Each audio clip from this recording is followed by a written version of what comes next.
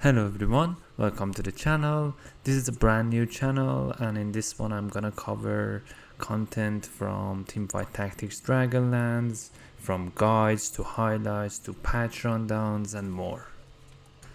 So for the first video I'm going with an in-depth guide for Dragonlands. We're gonna talk about all the traits, and then we're gonna see every champion with their abilities. We're gonna talk about the system changes, item adjustments, all the augments in the game, and while I'm trying to be as comprehensive as possible, I will try to not make it too long. And by the way, everything we're gonna talk about in this guide has in-game footage, so you can exactly see what's going on. And that's all. Get comfortable and let's get it done.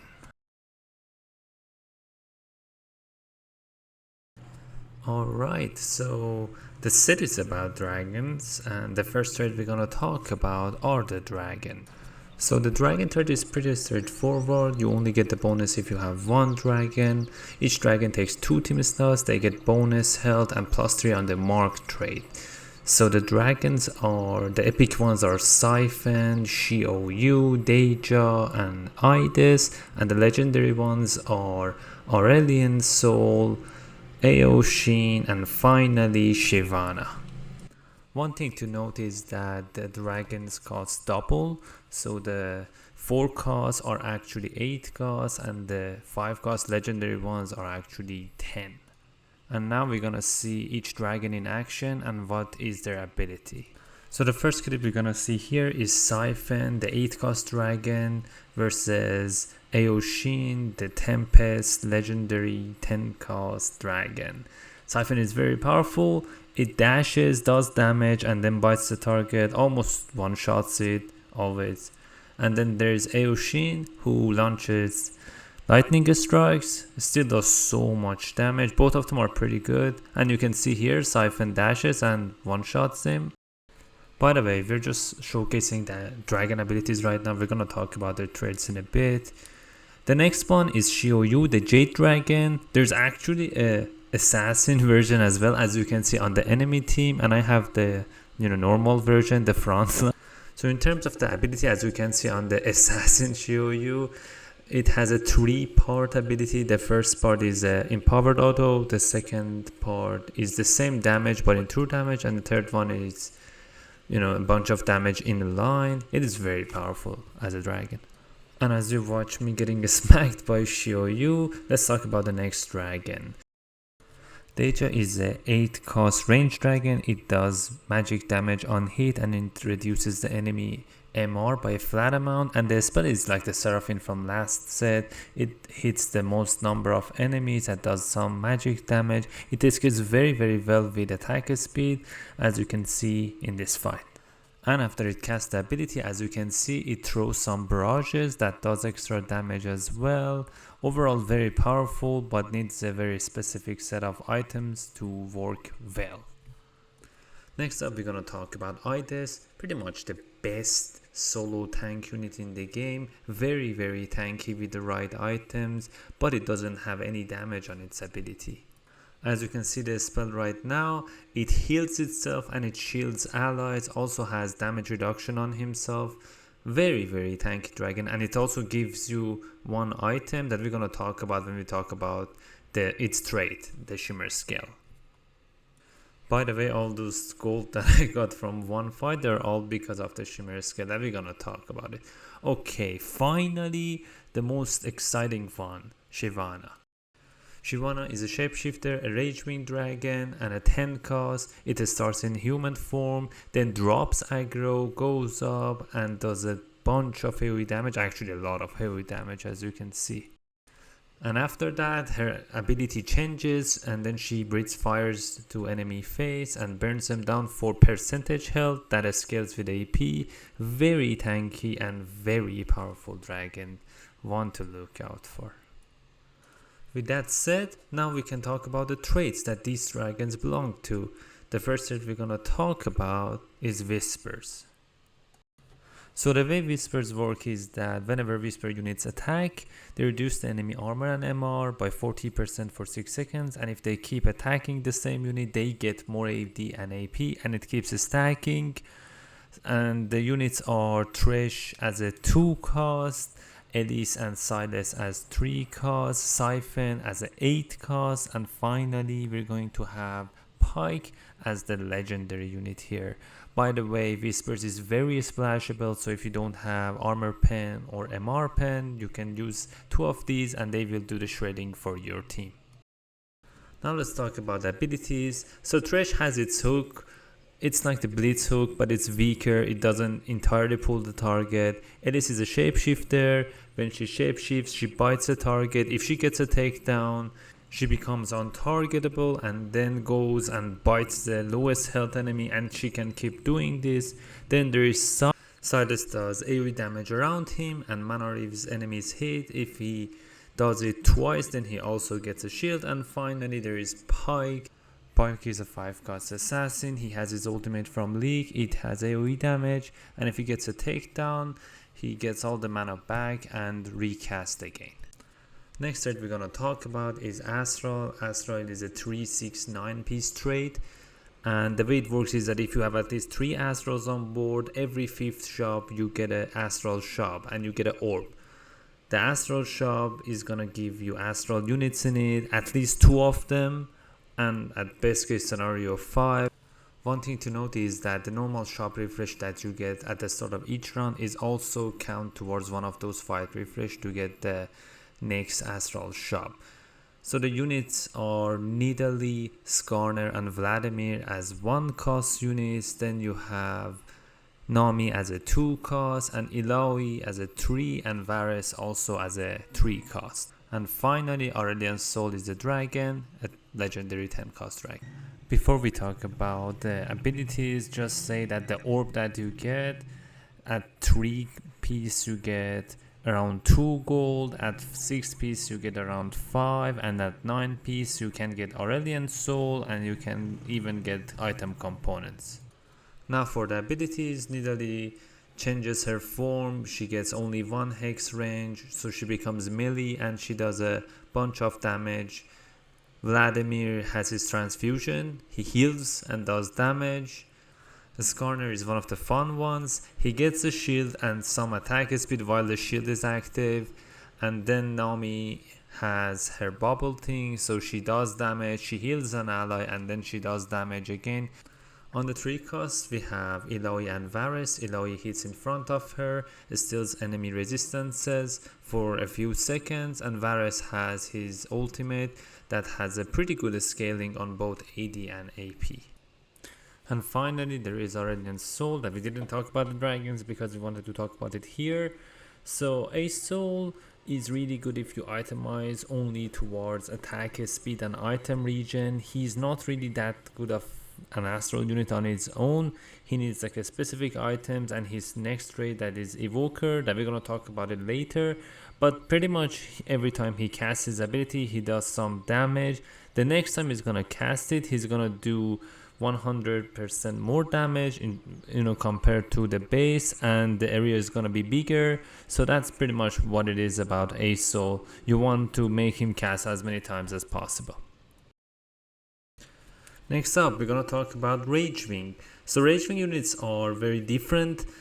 So instead of having mana, they have rage bars, and they don't get rage from taking damage. They only get rage if they auto attack, and you get 15 rage per auto. So the units are Senna as a 1 cost, Seth also as a 1 cost, Kayn and Shen as 2 cost units, and then we have Swain as a 3 cost, Hecarim as a 4 cost, Zaya 4 cost carry, and finally Shyvana that we talked about her. So once these units reach max rage, they get a little bit of attack speed even if you do not have the Rage Wing active. And if you do, depends on how many Rage Wing units you have, they get extra attack speed and Omnivamp for the next 4 seconds. And in these 4 seconds there are mana lock, so they cannot gain rage. And about the abilities, Senna fires her mist towards the furthest target, but the first enemy hit is gonna take damage, and there's also some AoE damage as well. Seth does extra damage every other punch. Then there is Shen. Shen helps your allies to dodge auto attacks while being around him. Swain is a shapeshifter, has a lot of range, does a lot of AP damage, and every time the rage is going out, it does some big amount of burst damage. Then there is Zaya, very powerful unit, and she pretty much has her whole League of Legends kit, except her ultimate. She has attack speed from Rage Wing, she throws feathers behind the enemies, and at the end of her spell, she's gonna call them back and do some extra damage. And finally there is Hecarim that does the AoE CC, pretty effective. And remember, he's a tank but he cannot get rage from taking damage. So you can see a couple of fights here with 9 Rage Wing, very tanky Shyvana, and your team is pretty strong if you manage to get to 9 of them.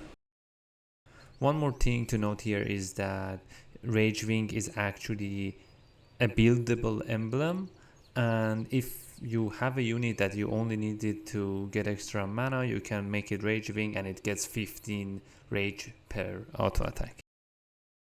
Alright, now we're gonna talk about Tempest, one of my favorite traits. So the way Tempest works is that the first 9 seconds of the fight, your units don't have any buff, nothing, but after that a lightning strike hits the board, and what happens after that is that all enemies get stunned and they take a percentage of their maximum health in true damage. So the units are Ezreal, Kiana, Lee Sin, Ornn as a 4 cost, and finally Aoshin that we already talked about. By the way, you can see the abilities here. Ezreal is pretty much the reprint, but it does AP damage this time instead of AD. Kiana is a utility assassin. She dashes and CCs 2 target. I mean, she doesn't CC them, she disarms them. It's pretty much the same thing. Lee Sin kicks an enemy. If he kicks it into multiple people, they all take the damage and the primary target get CC'd. And Ornn has the ability, his ultimate from Lee. He slows enemies hit and then he CCs everyone. It's pretty much a 4-cost generic tank, very powerful though, and we talked about Aoshin. But look at this clip and see how powerful Tempest is if you go vertical. The trait itself can win you fight. Like, look at the damage, it's insanely high. But even if that's not the case, you get so much attack speed after the lightning hits that it's very powerful of a trait. You just have to make sure that your units don't get killed, all of them, in the first like 8 or 9 seconds of the fight, and then you should have a very good swing towards you winning the fight. Next trait we're going to talk about is Shimmer Scale, and the more Shimmer Scale units you have, the more items you get. But they're not like the normal items, there are some unique items and we're going to talk about it. So there are 7 unique items. The first one we're going to talk about is the Needlessly Big Gem. It's pretty much Ascension as an item. After 15 seconds of combat, for each 2 units that you have alive, you get an extra gold, and they do extra damage based on how much gold you have, up to 80%. Then we have the Draven's Axe. It gives you extra 80, and every time you hit 100 stacks, you get 10 gold and item component. Next one is Goldmancer's Staff. It gives you AP and 40% chance to get 2 gold on a champion kill. Next up, Gambler's Blade. You get attack speed and 4 chance to get 1 gold every time you auto attack. Then we have Mongol's Mail. You get armor, MR and health for the fight. If you stack it by 50, you get extra gold. And then you have the Philosopher's Stone. You put it on a champion, and every time you refresh the shop, you have a chance to copy that unit. And then finally we have Determined Investor. You put it on a frontliner so it dies 8 times. After that you get a Nico and 15 gold, and you get an extra item instead of that item. It's called the Diamond Hand, that gives you invulnerability for 2 seconds at 66% and 33%. And then finally, if you manage to have 9 Shimmer Scales on board, you get rewarded with the Crown of... And the way it works is that every 5 seconds the holder is gonna kill an enemy champion. As simple as that. Now to the champions. There is Aatrox as a 1 cost, Kayn is a 2 cost, Volibear is a 3 cost, Idas is the 8 cost, and finally Zoe. So Aatrox has the empowered auto attack, does a bunch of damage and heals himself. We already talked about Kayn. And Volibear, when he reaches max mana, he gets extra health, and every third auto he does extra damage to other people. It's like a Shiv proc kind of thing, but stronger. And we already talked about Ides and how much tankiness that dragon brings to the team. And finally, Zoe is a 5 cost, so she doesn't have a spell of her own, and every time she casts, she's gonna choose from one of the 4 abilities that she has. The first one is Daisy. She summons it and helps your team. Then she has the Kale ultimate, give permanent armor and MR to your units, and also invulnerability for a few seconds. She also has the Lux ultimate from last set, and it does even more damage. And finally, it's the Jana spell that buffs the attack speed of your units and knocks up the enemy units as well. You really want to play Zoe with 3 mage, so she casts twice. But we're gonna talk about mage in detail later on in this video. And about the items, now you can see this is actually a fun fight. I have 7 shimmer scale, the enemy has 9. If you look at the enemy Zaya, it actually has the crown of champions, so it will one shot my tank, and there it goes, as you see. So all of these items are strong. You really want to save as much gold as possible if you're going shimmer scale vertical to get extra gold from these items. It's a really fun econ trait in a way, but it doesn't require you to lose a streak.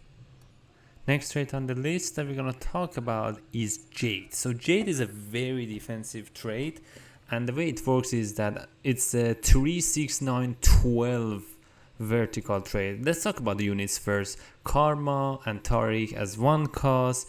There's Ash and Nar as 2 cost. Then there's my love Anivia, and then Nico as a 4 cost. Shioyu 8 cost, and finally Soraka. So the way the trade works is that the more Jade units you have, the more statues you get, and the units that start combat next to these statues get healing and attack speed. This does not stack, and when these statues die, they explode and do some AoE damage as well. Now about the spells, Karma throws her spell and does some AoE damage. Very good early game, but falls off. Tariq gives the closest ally some armor. Nar transforms and CCs units and then gets some AD and armor. Ash is a reprint but does AP damage. And then we get to Anivia. Anivia is a 3 cost. It reduces the enemy magic resistance by a percentage like Malzahar did. In the 4 cost we have Nico. She also is a shapeshifter like Nar is, so there's synergy there.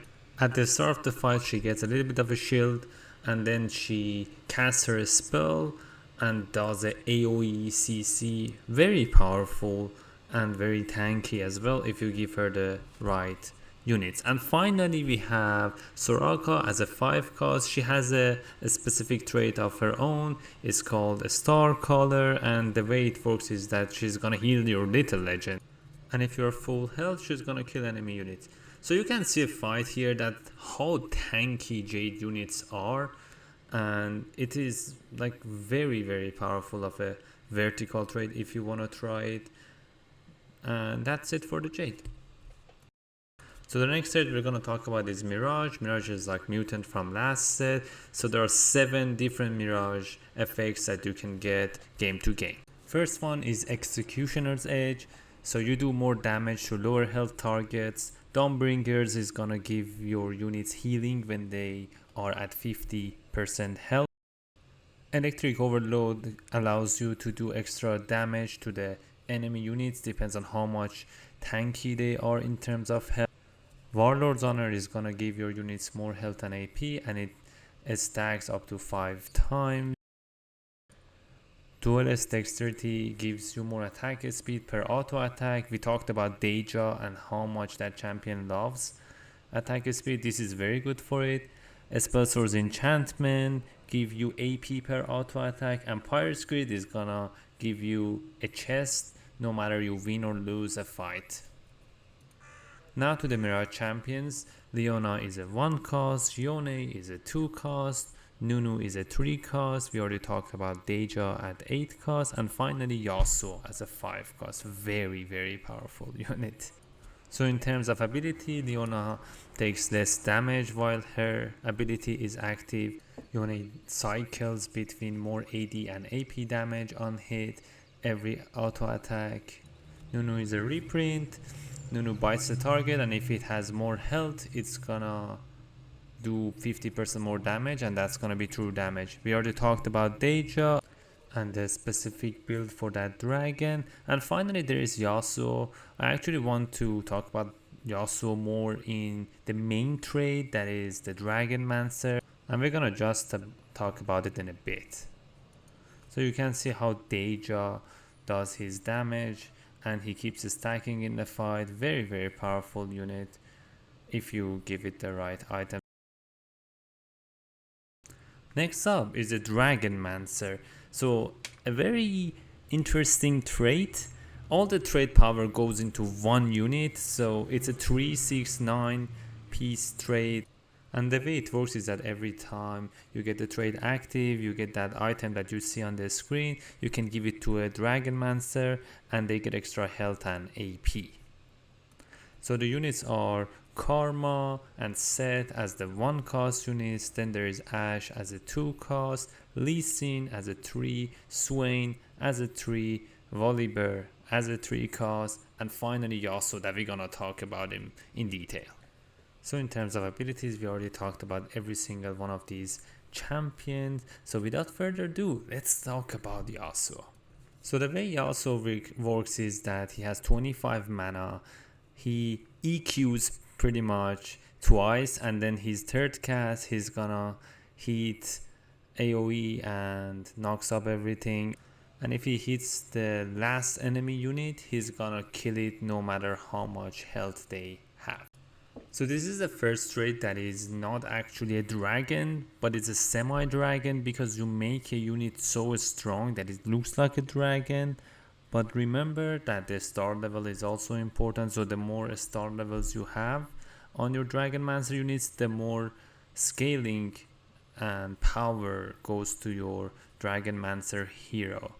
And since the rest of your units don't really get any buff, it all depends on that one unit and how much damage it can do. In this fight I have a Volibear that is the carry.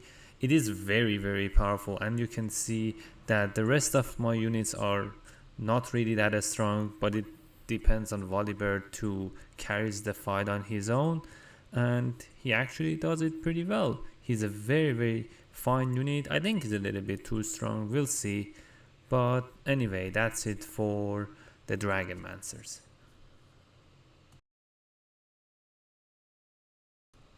Now that we talked about all the dragon traits, now we're going to talk about a Scale Scorn, the anti-dragon trait. So if you do not have a dragon, this trait can be activated, and your units do bonus damage, and they also take less damage from any unit that has 2200 health or more. By the way, any 2-star dragon is 2200 health or more.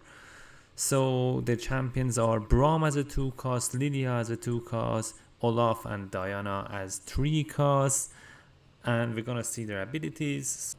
Braum is a reprint. He takes his shield and takes less damage from that direction. Lydia is a cavalier. She does a bunch of damage in front of her, and then we get to Diana and Olaf that are the main carries. So Olaf has a passive that enables him to get extra AD every time he dies, and he's a 3 cost, so you might be able to get him even in a stage 1.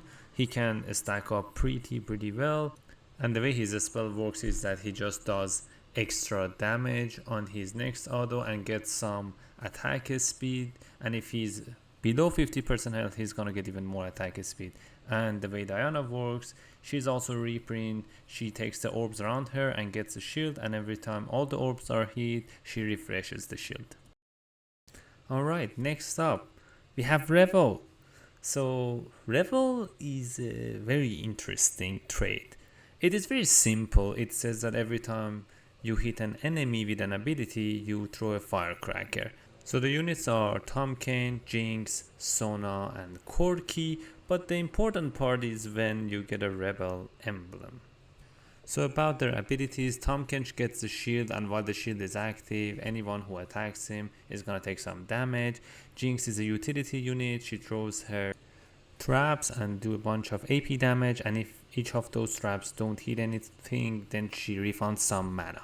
Then we have Sona, she AoE CCs units, and for each unit she throws a firecracker, so that's the thing. And then finally we have Corki, that is a cannoneer like Jinx is, and very powerful carry, very good unit, throws 4 bombs, 3 of them hit the same unit, and the 4th one is actually AoE with a big amount of damage. Coming up next we have trainers. The units are Heimerdinger, Tristana and Lulu. The way they work is that at the start of each round, if you have at least 2 of them, you will see Namzi, and they will feed it the snacks for each unique trainer you have. So if you have like 2 Heimerdingers, they still only give 1 snack per star level. The more star level you have, the faster you can level up Namzi. So one thing to note is that Namzi permanently gets health and AP per snacks that she gets, and the star level only gives her more armor, MR and ability power. And she can go up to 4 star, and after that she still keeps getting snacks and she gets stronger, so she can go infinite. She's a very good tank, and her spell is pretty much a Morello effect, and it can do a lot of damage if she goes big. And in terms of the units, Heimerdinger throws a bomb to the target with the highest health and stun them. Tristana has her bomb ability, put bombs on 2 units and deals some damage, and it also has a little bit of AoE damage. And then there's Lulu that buffs the allies and CCs the enemy units. Next we're gonna talk about my absolute favorite trait of the set. It's the guild. So the way guild works is that all the trait power is dependent on the champions that you put in there. So let's talk about them. There's Sejuani, there's Twitch, there's Rise, Talon and Bard, and they start from 1 cost all the way to 5 cost. So the way guild works is that if you put each of these units, there's a buff to your whole team. So Sejuani gives a little bit of health, Twitch gives attack speed, Rise gives AP, Talon gives AD, and Bard gives mana per attack. And if you find a guild emblem, you can get some Omnivamp for your team as well. But that's the buff that your whole team is gonna get. Your guild creatures are actually gonna get more buffs, so the more vertical you go, the more bonuses you get. As you can see, it goes from 1 all the way to 6. Now in terms of ability, Sejuani does a little bit of damage and CCs up to 2 units in front of her. Twitch drops her E from League and reduces the enemy armor. Rise is a very powerful carry, and the way Rise works is that it starts at 20 mana and it keeps getting more mana, and the more mana it gets, the more damage it does. It has a scaling on the mana. Tanan has his ultimate from League. In a way that he casts his ability, the blaze are gonna hit everyone and they take a little bit of damage, and the Talon goes and does a lot of single target damage to 1 unit. And finally we have Bard, the most splashable unit pretty much in the game.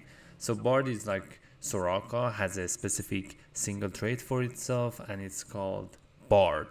So the way Bard works is that he casts his spell, it's his ultimate from League, he stuns enemy units but doesn't deal any damage, but all the enemy units that are CC'd are gonna take increased damage.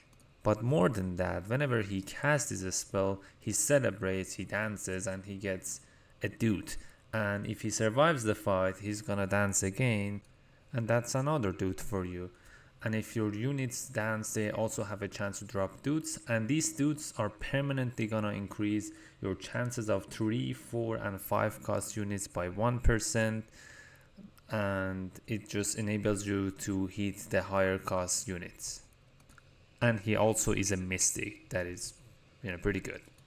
You can play guild as a splash trait, so you can have, for example, only Sejuani to give your team a little bit of health, or Twitch plus Talent in Swift Shot comes to give more health and more attack speed to your team.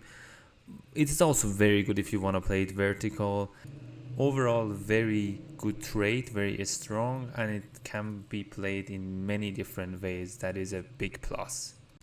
Okay, the next trait we have is Legends. So Legends is pretty straightforward. You have 3 Legend units, Anivia, Volibear and Ornn. 2 of them are 3 costs, 1 of them is 4 costs, so it's not that easy to get it online early unless you really high roll.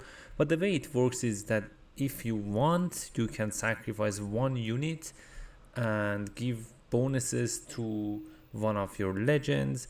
It cannot eat Namzi, it cannot eat target dummy, it cannot eat another legend, and it is always marked the unit that's gonna get eaten. As you can see here, Volibear is gonna eat the Lee Sin and becomes even more powerful. And if you don't want, then you just don't put any unit beside them, like my Anivia in this case, and no one is gonna get eaten by Anivia. By the way, it seems very straightforward, but the actual gameplay is very tricky. Like, do you want to feed a unit, or how is it gonna look like? There are so many choices that you can make, so it needs a lot of, like testing to really get the idea of how it should be done.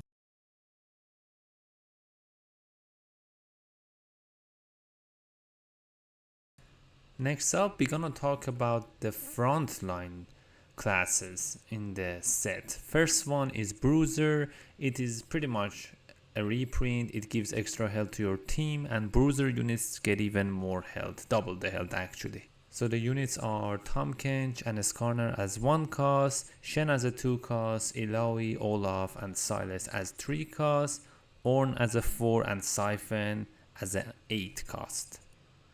If you want to really go vertical on Bruiser, you probably want to put Olaf as your carry and try to 3-star it. That's what it looks like to be the best way to play it right now if you want to go vertical. Next up, we have Guardian. It's another frontline class, and the way they work is that when the Guardian units reach 50% health, they shield themselves and the closest ally. The units are Taric, Leona, Braum, Thresh, and finally Idis. So as you can see, there are 4 of them to be a 2 cost or 1 cost. So a reroll Guardian is a thing, especially because they get extra health, so they get more shield, and these shields can stack. And this allows you for the fights to go very long, so items like Sunfire Cape are actually pretty good in this case. Or if you want to go with like a single carry like a Yone or something that you can 3-star while trying to 3-star those Guardians, is actually going to be pretty good. Next one on the list is the last tank class, and this is the Cavalier. It's a pretty much reprint but with a twist. So Cavaliers were in the game before and they took reduced damage, but this time they get armor and MR, so it's easier to balance them and be less toxic.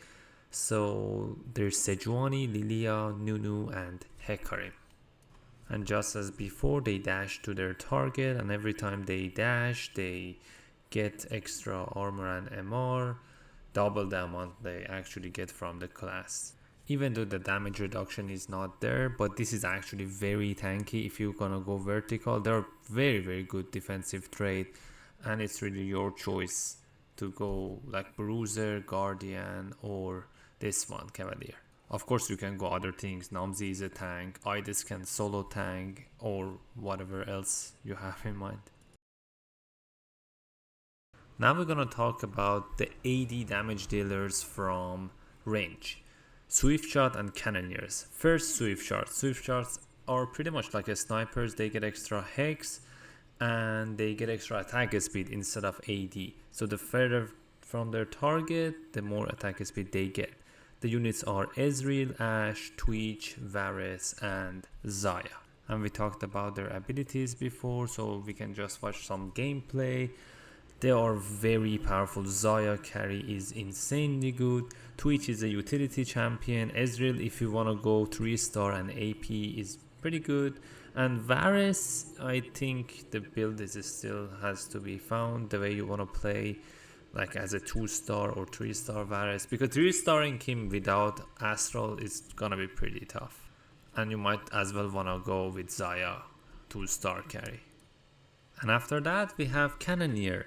They are gonna do some extra damage on their 5th attack, and it's a 2, 3, 4, 5 trade, so you can scale it up pretty easily. Also Jinx and Corki both are Rebel and Cannoneer, so you can play them together and get some Rebel as well. The other units are Senna and Tristana. Overall, like pretty easy class to pick up and play, but also very powerful. Corki carries very hard, and Cannoneer is one of those trades that if your opponent doesn't position well, they're gonna get punished very hard, because your 5th shot is AoE damage, and if they are piled up, or you can make them pile up by putting a tank and everyone around it comes around it, you can do so much AoE damage. You can play for Corki carry, you can play for reroll Tristana carry. Jinx's utility, she really doesn't do enough damage to carry fights, but she's still pretty good. Next up we have Assassin. Nothing new, they do extra damage and they crit and they jump to the backline, but since there are no real backline, threats like Blitzcrank or like the Aatrox that pull 2 units, so I think for that reason assassins are more like carries this set. So there is no assassin like Echo from last set that is completely utility. There is like Kiana as a utility, but for the most part all of them do a lot of damage and they can pretty much one-shot you if you don't position well. Now we're gonna talk about mages. They double cast, that's all. 3 mage get less AP, 5 mage get the 100%, and 7 and 9 get more. One very important thing to note is that with the Spatula and Tier you can actually make a unit mage, and there are so many units that are very powerful with mage, like Aurelian Soul or Aoshin. And the more mages you have, you can finally see the true power of Zoe double casting. Even though the spells are random, she can still hard carries fights because she's too good of a unit with mages active. And if you want to go Rise carry, make sure to give him a Shojin, because every time he casts, he actually double casts. So he starts at 20 mana and he double casts, it skips 40 and it goes to 60 mana, and the next cast skips 80 and goes to 100. So you definitely need Shojin for that Rise to really wipe boards. The next trade is Shapeshifter. They're back. Pretty simple trade. When the units shapeshift, they get bonus health. And some of these units already share traits. So let's get into the units. There's Nidalee, there's Gnar, there's Elise and Swain, and there is Nico, and finally Shyvana. So you can see that Gnar and Nico are both Jade, Swain and Shyvana are both Ragewing, so you probably want to play these 4 together and get the most bonus. I don't know about going 6 Shapeshifter for 100% bonus health. Maybe with a little bit of buff it is playable, but anyway the trade is pretty tanky. Shyvana with tank items and then Nico next to it can be very strong. You can play for Swain as a carry. Overall pretty good.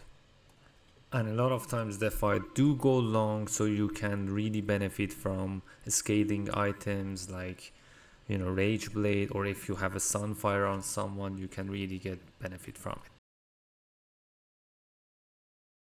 Next trade we're going to talk about is Warriors. They are the melee AD carries, so 20% chance for your next auto to do a bunch of extra damage. It actually hits pretty hard if you go vertical on it.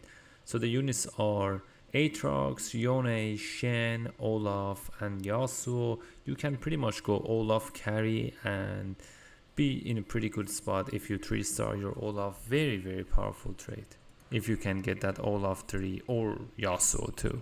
Especially you want to have something like RFC on Olaf to get extra attack speed, to proc that extra damage as often as you can. And finally, we're gonna talk about Evokers.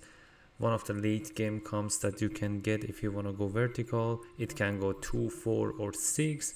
So Evoker units get extra mana every time an ally or enemy casts. It's Anivia, Lulu, Sona and Aurelian Soul. If you can go for Evokers with some Shoujins on A Soul, he's very dangerous, a big threat to the enemy team.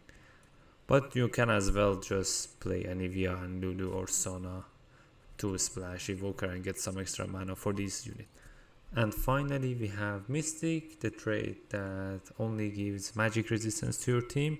Pretty strong in the late game, and that's all there is to it. The champions are Nami as a 2 cost, Lulu as a 3 cost, Shioyu as a 8 cost, and Bard as a legendary unit.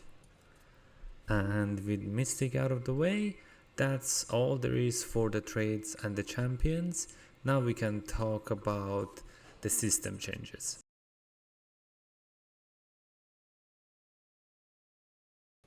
So the first big change here is that at the end of stage 4 you get a treasure dragon instead of the raptors. So as you can see in this clip, we can refresh it for 1 gold. You pretty much get some same value of items. Usually there is like 1 item, 3 component and a little bit of gold, but you can try to get some specific things. So if you're looking for a specific component or maybe like an item remover, a reforger, you can get that guaranteed. But as you can see in this clip, I actually have a spatula on bench and I'm trying to get another spatula that is actually possible to get, but I couldn't find it. So finding something too rare like a spatula is not guaranteed. That's something to take. But if you're looking for a specific component or item remover or something like that, you're guaranteed to hit it. So now before getting to augments specifically and talk about them, let's talk about the trait related augments. So all the trait related augments are gold augments now, and the average augment that you're gonna get is gold. So expect to see more gold items than before in your games. The next thing we're gonna talk about is a small name change. Nico's Help does the exact same thing and Champion Duplicator, it's just a name change. After that, we have to know that the augment choices have changed from 1-3 to 2-1, 3-3 to 3-2, and 4-6 to 4-2.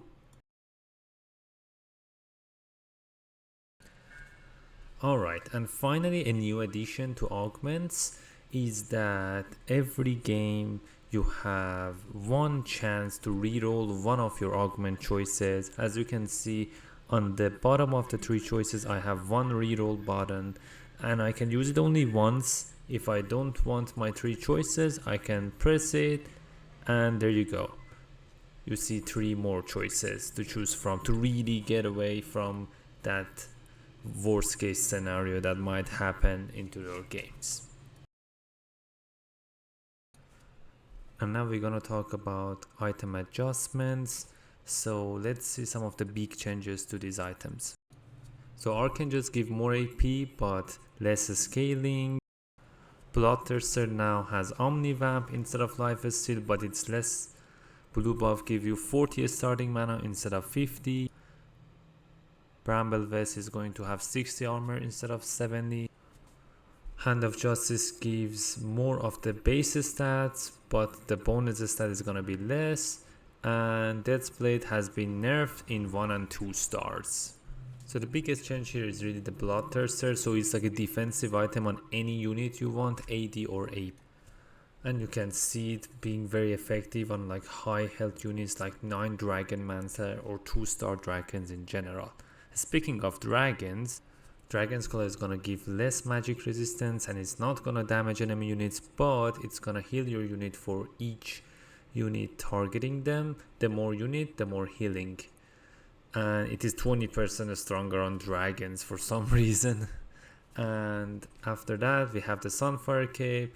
It has more health but the burn is less and the duration is higher.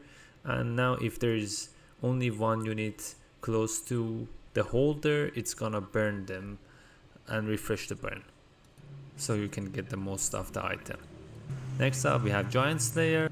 The damage is less and the threshold is higher. 2200 health is pretty much the health of a 2-star dragon with no items.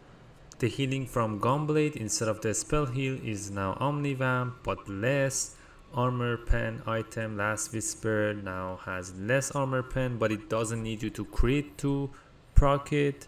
Morello was nerfed 3 patches ago, the burn effect, now they're giving it a little bit of AP.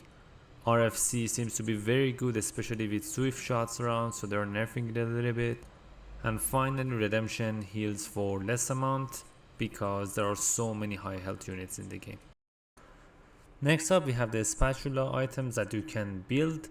A spatula with large rod give you Dragonmancer, with the bow you will have Rage Wing, with BF sword you get Shimmer Scale, gloves has always been Assassin, tier is Mage, belt is Guardian, chain is Cavalier, and Negatron cloak is Mirage. And finally we get to talk about the augments.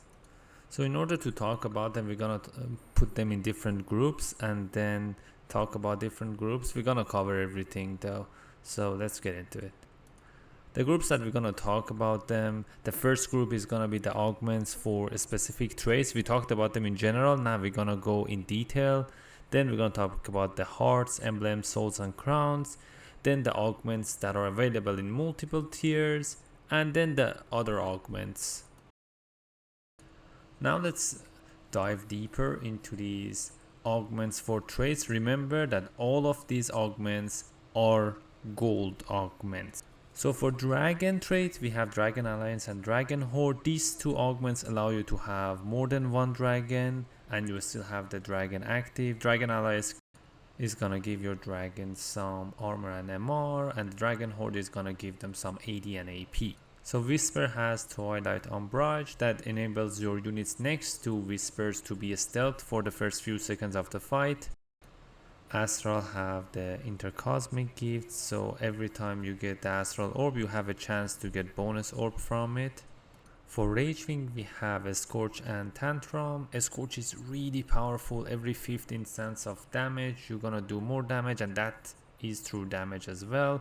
Tantrum give your units to get to full rage after they cast their first ability. Tempest has Eye of the Storm, so the unit in the middle of the board in the first row gets more AP and even more AP after the lightning strike, 9 seconds into fight. Shimmer Scale has Reckless Spending, so if you refresh your shop and buy XP at the same round, your Shimmer Scale units are going to do 25% more damage in that round. Jade has Eternal Protection, that if your unit is gonna die, one of your Jade champions is gonna heal it and take 70% of its health as damage, and you can really save your unit like 2-3 times if you go really vertical. And Penitence give you the option to disarm the enemies that are going to damage the statues or getting hit by its explosion damage. Hallucinate enables Mirage units to take less damage, 90% less damage at the first few seconds of the fight. Inspire allows your Dragonmancer units to get extra attack speed whenever your Dragonmancer hero gets a takedown. Nomads enable your Scalescorn units to deal more damage if they start in a new hex, stacking up to 3 times. Revel has Party Time and Party Favors. So Party Time is pretty much the Jinx passive.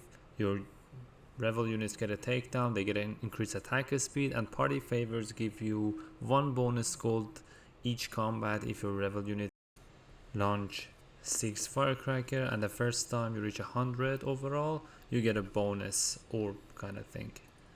And for guild we have guild upgrades and loot master. Loot master is like the junkyard for scrap. If you have 2 guilds you get 1 item component every 4 fight, and guild upgrades allows you to get even more bonus for your guild creatures if you have at least 1 item on that unit. Next up we have personal training at Titanic Strength for Bruisers. Person training is very fun. If you have bruisers on your team, units that start combat beside them will get extra health, and if they survive they get even more health permanently. And Titanic Strength give you more AD for more health you have. Very good for Olaf. For Guardian we have the Heroic Presence, actually very strong if you go reroll Guardian, so whenever units attack the Guardian unit that has a shield, they're gonna take that unit's max health, some percentage of it, like 8% of it in magic damage. And if that's not enough, Guardians also taunt all enemies every 2 seconds. Swift shots have press the attack, they attack a unit and put a stack on it. Every 3 stack they do a bonus true damage on that unit, so it's like a giant slayer on top of swift shots. Cannoneer have hotshot and ricochet. Ricochet just bounces off like the way we had it before and does 66% less damage. And hotshot enables you to deal Morello effect on your Cannoneer's cannon shots, those swift shots. Assassins have cutthroat, nothing new. They mana reave the target and they also do extra damage to mana reaved units. Mages have Mage Conference. So the way it is right now is that you get an extra mage every round and you don't even need the mage trait active, so you know, you probably want to play reroll mage with this, like a Rise carry or something like that. Shapeshifters have Beast's Den, so they get 35% extra attack speed and movement speed, and if you have other units, if they are adjacent to 2 other shapeshifters at the start of combat, they're also gonna get this buff. Warriors have Tiamat, so every time they proc the warrior extra damage, they also do 50% of it around the target in a 1 hex kind of thing, so it does extra damage.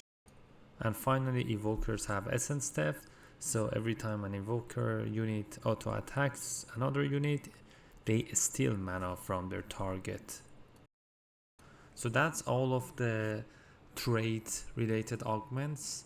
And now we're gonna talk about the heart, emblems, scrolls, and souls. There's really nothing big here. If you ever played TFT before, you pretty much know about them, and you can just see the extra unit that you're gonna get from these hearts and souls. There's just one big change here, and that's the souls are not gonna give you 2 more of the unit. The same goes with the crown. Instead of that, you get +1 of the trait, emblem, or count as 1, depends. And then you get an item that is pretty good for the trait and a champion. So, for example, Astro will give you a redemption plus Varus. Jade Soul is gonna give you Ionic Spark plus Gnar. Shimmer Scale is gonna give you Titan Resolve plus Cain, and so on. And this is just a way to try to not make the vertical traits too powerful. It is also a way to make augments less impactful, so you really, if you want to go vertical, you really have to invest on it. It's pretty much the same for the crowns as well. You can just pause it and look at it. There's not a big deal here, just 1 item plus 1 unit if you choose to go with these prismatic ones.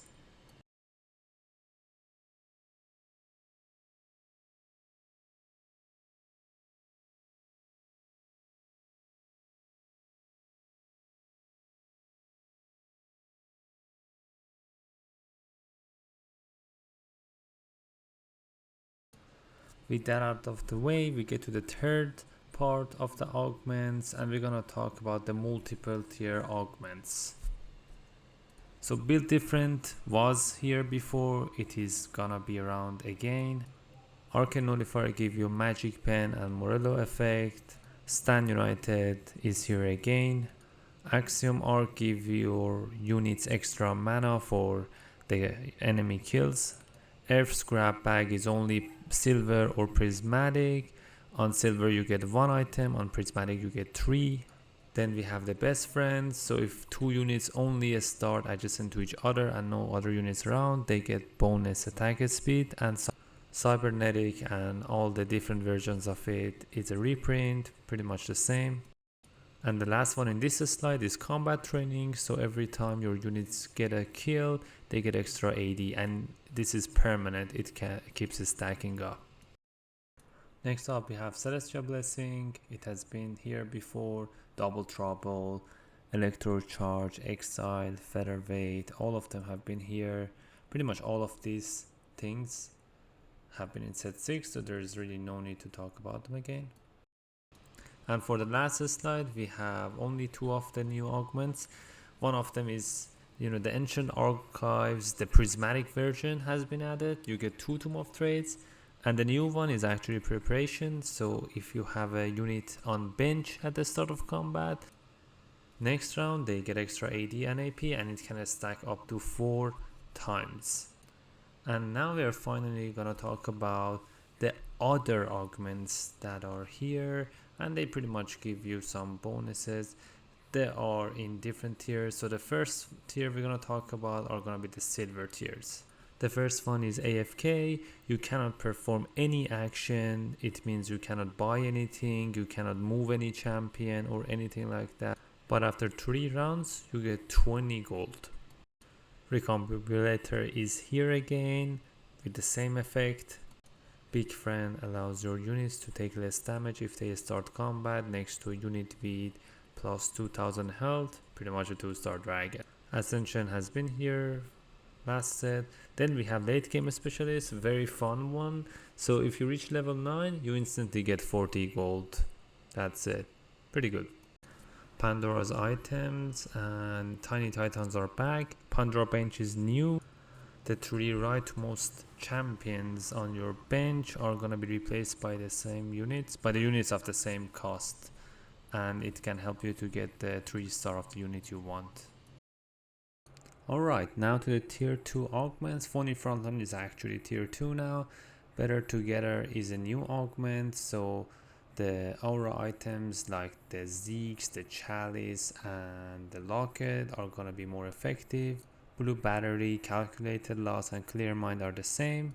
Cluttered Mind is something like Clear Mind but on the opposite side, so if your bench is full at the end of the round you get 4 XP. And Component Grab Bag is a reprint. Alright, next up we have Gadget Expert. So your direct damage items are gonna do more damage, and they're gonna do that more damage as true damage. Items like a Static Shift, Death's Blade and so on. Hustler is Hyper Roll, they renamed it, and instead of 10 gold trigger effect it's now 20 gold. Druid Lotus, Last Stand, Metabolic Accelerator, and Portable Forge and Reach Get Richer all are reprints. There's a Reach Get Richer Plus that you can get at 3-2 and it gives you more gold. Salvage Bin has also been there before. Next up we have Sunfire Board, reprint, Trees Company, reprint, Trade Sector reprint. True 2s is actually changed, so instead of getting 2 2-star 2 costs, you get 2 2-star 1 cost plus 2 gold. And now let's talk about the Prismatic Augments. So High on Shopping is back, Vice Spending is back, Binary Airdrop is actually a tier 3 augment now. Cavalier Unity is a new one, so the Cavalier trade is going to be for all of your champions, but it doesn't increase the number of cavaliers you have. Cruel Pack is the fun new one. So the way it works is that you can only get it at 2-1, and the thing here is that you can level up with your health, but you can't level with your gold anymore. So the way you want to play it probably is that you go to level 7, you will be 36 health then, and you cannot level up anymore. So there are a few options here. You can try to, I mean you can't, but you might high roll and find the Soraka and try to heal back, because you're level 7 you might find Soraka. But the more consistent way to play is that you try to play a 3 cost reroll comp, depends on the, you know, the champions you are getting and the items you have. You can play like Anivia carry, Olaf carry, Volibear, a lot of different options really, but I think that's the best way to play it, because you really can't get to level 8 that easily without having Soraka, and you have to get a strong board. but you can definitely win streak early game, probably 10 win streak if you don't low roll. Next one is Curse Crown, very powerful trade. I mean augment, it gives you 2+ team size but you take double the damage. I think it's worth it overall. And High Five and High Roller are back. So now we have the level up, a reprint. Living Forge is a new one. You get an own item that is a gold augment, and if you survive for 10 rounds you're gonna get another one and then another one, so it can really stack up to be better than a prismatic. March of Progress is reprint, new recruit, radiant relics, both are reprint. And Think Fast is a new one. It's an augment that has a skill effect into it, so you have to pick it up very fast and you have to reroll very fast, and you need a lot of gold as well. So you know, if you get to have it, then you get to reroll as much as you want for free, but it doesn't have anything to do with augments and other augments. For example, if you have wiser spending, it's not gonna level you up or things like that. It's just you and rerolling as many times as you can in a single round to get what you want. And finally, the only new thing, the new change that there is around is the golden egg. You're gonna get it earlier. It was at 4.6, it's now at 4.2, so it takes more turns to hatch, but if you win a round, then it hatches 1 turn earlier. The rest are just pretty much reprints. And that's it for the guide. We did it. So this was my first video on the channel and I really tried to make it as good as I can. There are a lot new content coming up. I really would appreciate it if you give me any feedback in the comments. So what you guys want to see, what are the things you don't want to see, or the way I can improve it. I hope that we can have a good community channel here, and thank you guys for watching. Have a good time waiting in queue to play on PBE. Have a good day, guys.